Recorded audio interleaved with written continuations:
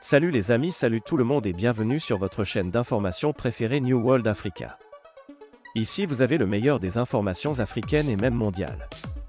Nous vous informons sur les domaines tels que les problèmes sociaux, politiques. Commencez, il conviendrait que vous vous abonnez et de mettre un pouce bleu à la vidéo si elle vous semble intéressante et surtout d'activer la cloche de notification pour ne plus manquer nos prochaines vidéos.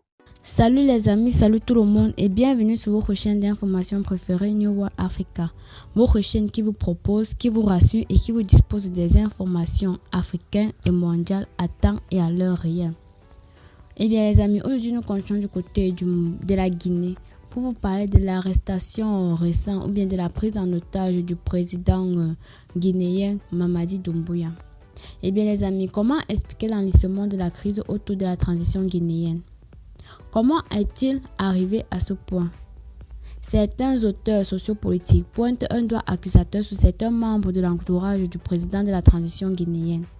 C'est le cas de Dr Foudé Ossou Fofana, vice-président de l'UFDG, qui pense que le colonel Mamadi Doumbouya est pris en otage. Dans ces mots, je cite: « Je considère que le colonel qui était de bonne foi est pris en otage par des gens qui rôdent autour de lui, mais qui ne l'aiment pas.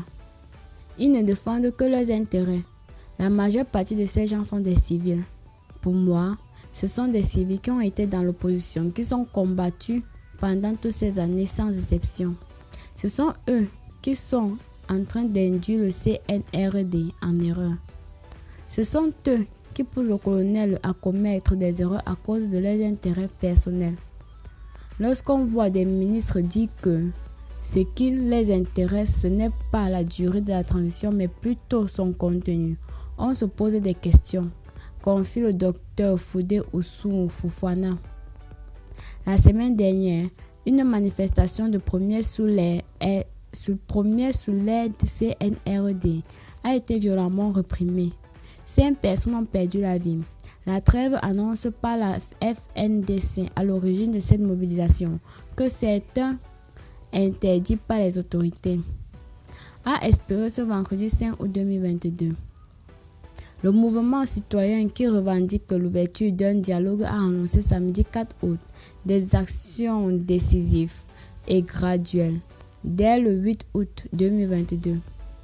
Mais lui aussi, l'index l'entourage du président d'être à l'origine de l'enlissement de la crise. Dans ses dits, je cite: « Nous avons été les tout premiers à dénoncer la présence autour du président de la transition d'une partie toxique qui n'avait pour objectif que de faire dérouler la transition en perpétuant des dérivés du régime déchu. Les faits nous donnent raison. Nous avons un président de la transition qui est pris en otage par des individus que nous ne connaissons point. Ils essaient de conduire la transition à la manière afin de réduire au silence tout le discordant, a annoncé le responsable des stratégies du FNDC. Tandis que, de son côté, le président de la transition insiste sur la nécessité de conduire les réformes engagées. À leur terme, le colonel Mamadi Doumbouya explique la résistance par rapport aux réformes actuelles par le fait qu'elles touchent les objectifs ou les intérêts des politiques.